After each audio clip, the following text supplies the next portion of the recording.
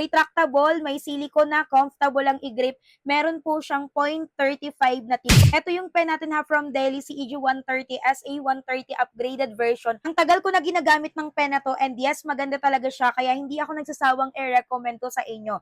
Casing pa lang di kayo malulugi plus sobrang mura nyo pa dito mabibili kasi nga po mga naka-wholesale price na yan. Tingnan nyo naman kung gaano kaganda yung tinta natin yan. Ganyan lang sister ha, quick drying pen na po yan, di kumakalat, hindi nagtatae, waterproof.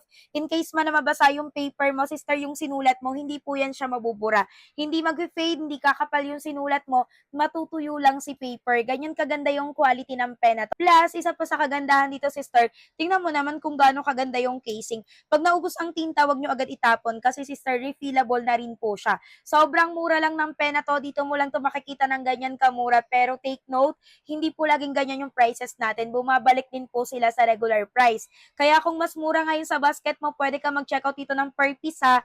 Pero mas makakatipid kayo kapag per box yung binili nyo. Sulitin nyo na agad yung checkout. 100 plus lang yan. 12 pieces na po ang laman.